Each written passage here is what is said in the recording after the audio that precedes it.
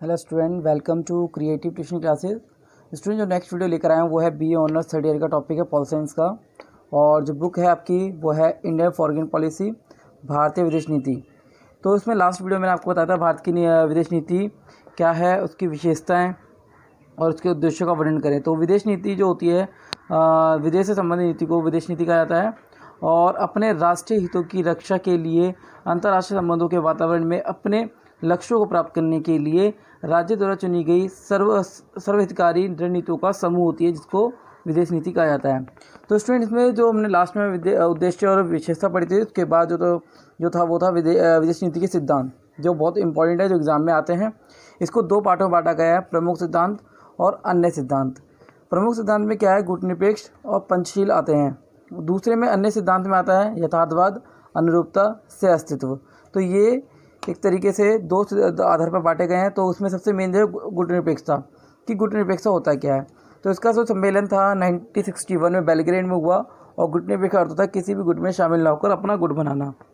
इसमें सबसे मेन जो 5 देश शामिल थे, भारत, यूगोस्लाविया, मिस्र, इंडोनेशिया तथा घाना, ये इसके 5 देश थे जिन्होंने गुटनिरपेक्ष का पालन किया। सबसे पहले जो गुटनिरपेक्ष का पालन करने वाले तो वो भारत था, और भारत ने गुटनिरपेक्षता का पालन किया। नेक्स्ट है इसमें कि भारत की विदेश नीति का सबसे महत्वपूर्ण केंद्र बिंदु माना गया इसको। और इसके अंतर्गत क्या कि इस सिद्धांत को अपने 2 स्रोत हैं, भौतिक और गैर भौतिक। तो इसमें सबसे मेन जो है भौतिक और गैर भौतिक। भौतिक में स्रोत में आ जाता है भू राजनीतिक स्थिति तथा आर्थिक स्थिति, जिसमें हम भू राजनीति के बारे में वर्णन करते हैं और आर्थिक स्थिति के बारे में वर्णन करते हैं। गैर भौतिक इसमें नीति में क्या आता है, इसमें सबसे मेन गैर भौतिक में आता है आपका सिद्धांत भारत की ऐतिहासिक स्थिति एवं भारतीय दर्शन परंपराओं का प्रभाव, इसमें गैर भौतिक में आता है। मैं दोबारा रिपीट करता हूँ, पहला जो भौतिक था उसमें आपका आएगा राजनीतिक स्थिति, भू राजनीतिक स्थिति और आर्थिक स्थिति महत्वपूर्ण है। और गैर भौतिक में आएगा आपका ऐतिहासिक स्थिति और भारतीय दर्शन तथा परंपराओं का प्रभाव। तो ये इसमें इसके अंतर्गत आते हैं। इस नीति का सिद्धांत जो है गत्यात्मक विदेश नीति है, जिसमें सकारात्मक और नकारात्मक 2 पहलू आते हैं।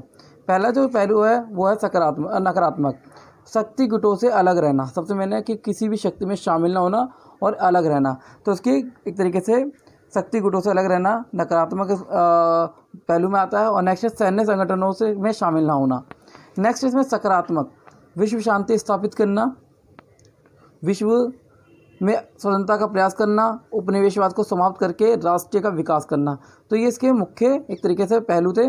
नेक्स्ट इसमें जो आता है सिद्धांत का दूसरा पॉइंट वो है पंचशील, कि भारतीय विदेश नीति में पंचशील की नीति नैतिक व शांति स्थापना के मूल्यों की घोतक है, जिसकी स्थापना एक तरह पंचशील जो समझौता हुआ 19 अप्रैल 1954 को हुआ, और ये 2 देशों के बीच हुआ, भारत और चीन के बीच में। इसके जो प्रमुख सिद्धांत थे वो क्या थे, पहला था एक दूसरे की प्रादेशिक अखंडता और व सर्वोच्चता को बनाए रखना, और दूसरा आक्रमण, मतलब कि किसी पर आक्रमण ना करना एक देश के दूसरे देश पर, और एक दूसरे के आंतरिक मामलों में हस्तक्षेप ना करना।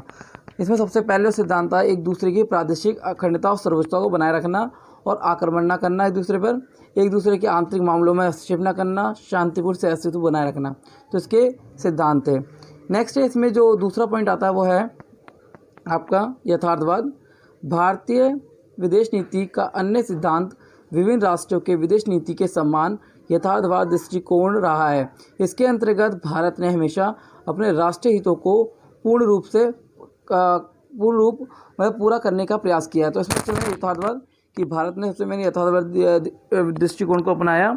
और इसमें क्या हुआ कि भारत ने कई बार विशेषज्ञ नेहरू ने स्वयं कहा कि किसी भी देश के राष्ट्रीय हितों के बारे में 2 प्रकार के दृष्टिकोण होते हैं। पहला एक दूरदर्शिता पर आधारित और दूसरा तत्कालिक हितों पर आधारित। इसके संदर्भ में आज आदर्श कल का यथार्थवाद होगा, कहने मतलब इसमें आदर्शवाद की नीति को पालन किया गया।